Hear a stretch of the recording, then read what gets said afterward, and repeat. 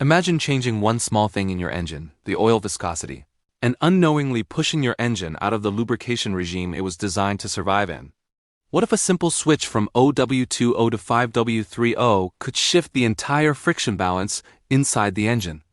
Beneath the surface, microscopic metal asperities and oil film thickness measured in microns decide whether components glide smoothly on a hydrodynamic film or begin touching metal to metal. In this video, we're going far beyond the usual internet advice. Using the Strebech curve, oil film thickness equations, and real viscosity temperature physics, we'll analyze exactly what happens when you deviate from the manufacturer-recommended oil grade and whether that change moves your engine into a dangerous wear regime. Lubrication regimes and the Strebech curve. When engineers talk about engine oil viscosity, they're really talking about friction and the fundamental concepts of tribology. If you're someone who cares about protecting your vehicle with real facts instead of marketing hype, hit that subscribe button right now. The Strebech curve plots the coefficient of friction on the vertical axis against a dimensionless parameter known as the Hersey number on the horizontal axis. The Hersey number is defined mathematically as viscosity multiplied by sliding speed, divided by the applied pressure. This simple equation captures the entire balancing act.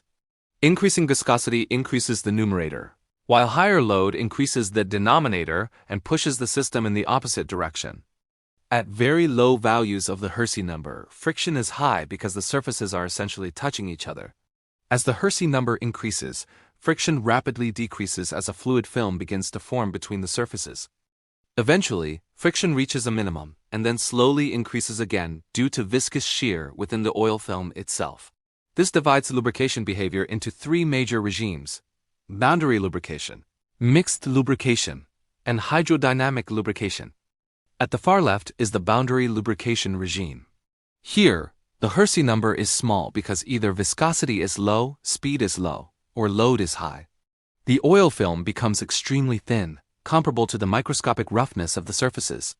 Friction coefficients are high, around 0.08 to 0.15. Lubrication here is no longer about fluid properties but the chemistry of additives like ZDDP that form sacrificial protective layers on the metal.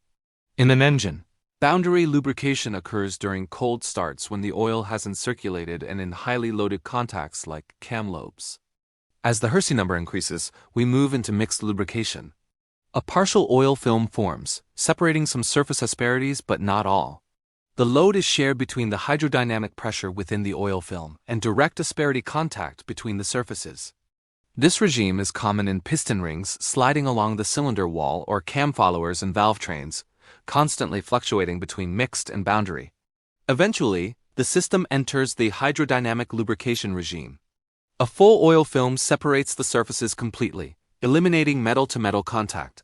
Interestingly, once full separation is achieved, increasing viscosity further will actually increase friction slightly because the oil resists shear more strongly. In engines, hydrodynamic lubrication is the goal for rotating components like crankshaft journal bearings and turbocharger bearings. To evaluate if the film is thick enough, tribologists use the lambda ratio. It compares the minimum film thickness to the combined roughness of the surfaces. This ratio tells us which lubrication regime we are in. If lambda is less than 1, the oil film is thinner than the surface roughness and boundary lubrication dominates. If lambda lies between 1 and 3, the system is in mixed lubrication where partial contact occurs. When lambda is greater than 3, the oil film completely separates the surfaces. The thickness of the oil film increases with viscosity, but the relationship is not linear. Doubling the viscosity does not double the oil film thickness. The actual increase is much smaller. Viscosity is strongly influenced by temperature. As heat increases, viscosity decreases significantly, thinning the oil film and pushing the system toward the boundary lubrication zone. Inside a running engine, oil is subjected to extremely high shear rates. As layers of oil slide past one another, they create internal stress within the fluid. A special measurement called height temperature high shear viscosity, or HTHS, represents this environment. It is performed at 150 degrees Celsius and a shear rate of 1 million reciprocal seconds. A O20 oil might have an HTHS viscosity around 2.6, while a 5W30 ranges between 3.0 and 3.5. This difference significantly influences the load-carrying capability of the oil film. To provide protection across all temperatures, multi-grade oils use viscosity index improvers. These long-chain polymers behave differently depending on the temperature. At low temperatures, they coil tightly. As temperature rises, the polymer chains expand and uncoil, increasing the oil's resistance to flow and flattening the viscosity temperature curve. Oils with a higher viscosity index experience smaller changes as temperature shifts. Synthetic engine oils often have VI values above 150, offering superior stability. However, these polymers can be damaged. Under intense mechanical shear in crankshaft bearings, the chains can break apart, leading to a permanent loss of viscosity known as shear thinning. Fuel dilution is another factor. During cold starts, unburned gasoline can enter the crankcase. Because gasoline is thin, it reduces the oil's ability to maintain a protective film. All of these factors, temperature, shear rate, additives, and fuel dilution, constantly change the effective viscosity of engine oil during every second of operation. And since viscosity directly influences the Hersey number and the lubrication regime on the Streibach curve, these variations ultimately determine whether the engine operates safely within hydrodynamic lubrication or begins drifting toward mixed and boundary regimes where wear becomes much more likely. What happens if you change the viscosity grade from the manufacturer recommendation? Now that we understand how viscosity changes with temperature and how that affects lubrication regimes, we can finally ask the practical question most people care about. What actually happens if you change the viscosity grade from what the manufacturer recommends? To answer that, we need to look at the two numbers in a multi-grade oil separately because each one controls a completely different operating condition. Consider a typical modern recommendation such as OW20, which is one of the most common viscosity grades used in vehicles in the United States today. Now imagine changing that recommendation from OW20 to 5W20. The hot viscosity rating remains the same, but at cold temperatures the oil is noticeably thicker. If you plotted viscosity versus temperature on a graph, the viscosity curve for the 5W20 oil would sit above the OW20 curve in the cold region. The important point here is that every viscosity grade effectively defines a span of viscosities across the temperature range the engine is expected to experience. When engineers specify OW20, they are designing the lubrication system around the viscosity range that oil will produce from cold start to full operating temperature. By switching to 5W20, we expand part of that operating viscosity span upward during the cold region. In other words, the engine now experiences viscosities outside the original cold temperature range that the lubrication system was designed around. This matters because cold start is the most critical lubrication period in the entire engine life cycle. When the engine is first started, the oil pump has not yet fully circulated oil and many components operate briefly in the mixed lubrication regime. If the viscosity during that period is higher than what the system was calibrated for, oil circulation can be slower and critical components may take longer to receive lubrication. Now consider the opposite scenario involving the second number. Consider changing from 5W30 to 5W20, another very common pair of viscosity grades. In this case, the cold behavior remains roughly the same, but the viscosity at operating temperature becomes lower. If we again plot viscosity versus temperature, the 5W20 curve drops below the 5W30 curve once the engine reaches higher temperatures. That means the engine now has the probability to operate in a lower viscosity range than originally specified for high temperature operation. This is important because the engine was designed so that under load, speed, and temperature, the oil viscosity would remain within a certain operating window. When we switch from 5W30 to 5W20, we effectively shift the upper temperature portion of that operating viscosity span downward, potentially pushing the lubrication regime closer to the mixed lubrication region during heavy load conditions. Now consider the opposite direction. What happens if someone decreases the first number instead of increasing it, or increases the second number?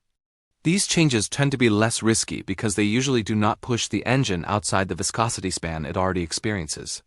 Instead of introducing a new higher viscosity region, the change actually reduces the maximum viscosity encountered during cold starts. Similarly, increasing the second number, such as moving from 5W30 to 5W40, raises viscosity in the high temperature region of the graph. But this usually does not create an entirely unfamiliar viscosity condition because engines often experience similar viscosities when temperatures drop during operation. In other words, the operating viscosity span shifts slightly upward, but it often still overlaps with viscosities the engine already encounters. This leads to an important principle. The real risk depends on whether the new oil pushes the engine's viscosity outside the designed envelope. Increasing the first number or decreasing the second number tends to shift the operating span into regions the lubrication system may not tolerate well. However, this does not mean that thicker oil is always better or thinner oil is always worse. Once hydrodynamic lubrication is established, increasing viscosity further simply increases internal fluid friction without providing additional protection. So the real challenge is finding the minimum viscosity that still maintains sufficient oil film thickness across all engine conditions. How does OEM choose oil viscosity grade? Manufacturers must balance durability, fuel economy, emissions, and mechanical design simultaneously. The viscosity grade that appears in the owner's manual is essentially the result of a large optimization problem. One of the most important parameters here is bearing clearance. Hydrodynamic lubrication in a journal bearing depends strongly on the clearance between the shaft and the bearing surface. If the clearance is too small, the oil cannot form a stable pressure wedge. If the clearance is too large, the oil film may collapse under load. These clearances are usually on the order of a few micrometers and are carefully matched with a specific viscosity range so that the oil can generate sufficient pressure to support the rotating shaft. Surface roughness also plays a major role. Even highly polished metal surfaces contain microscopic peaks and valleys known as asperities. The lambda ratio we discussed earlier compares oil film thickness to this surface roughness. The viscosity chosen by the manufacturer must ensure that the minimum oil film thickness remains safely above this roughness level during normal operation. Oil pump capacity is another critical variable. The oil pump must supply enough flow to maintain pressure and lubrication throughout the engine. Pumping thicker oil requires more energy because the fluid resists motion more strongly. The power required to drive the oil pump increases roughly with viscosity. Temperature also enters the equation because oil viscosity changes dramatically as temperature changes. Engineers must consider the entire operating range from cold winter starts below freezing to oil temperatures exceeding 120 or 150 degrees Celsius. The recommended viscosity grade must maintain adequate film thickness across this entire range. Engine speed and load further complicate the problem. High engine speeds increase sliding velocity, which increases the Hersey number. Higher speeds promote hydrodynamic lubrication, but higher loads increase bearing pressure, which pushes the system toward mixed lubrication. The viscosity grade must be chosen so that the lubrication system remains safely within hydrodynamic operation across all speeds and loads. Modern engines add yet another constraint: emissions and fuel economy regulations. Lower viscosity oils reduce internal friction within the engine. Even small improvements in friction reduction can translate into measurable improvements in fuel economy and lower carbon dioxide emissions. For this reason, regulatory pressure has pushed manufacturers towards progressively lower viscosity oils over the past 2 decades. Because of these competing objectives, the viscosity grade recommended by the manufacturer is the result of extensive testing and standardization. The viscosity grades themselves are defined by the SAE J300 standard, which specifies the allowable viscosity ranges for different oil grades. During development, engines are instrumented with sensors capable of detecting tiny vibrations and torque variations within rotating components. Piezoelectric sensors can detect the onset of mixed lubrication conditions by measuring the microscopic vibrations generated by asperity contact. Engineers analyze torque input and output to determine the viscosity that produces the optimal balance between protection and efficiency. In practice, engine wear rarely is caused by viscosity alone. Maintenance habits often play a larger role.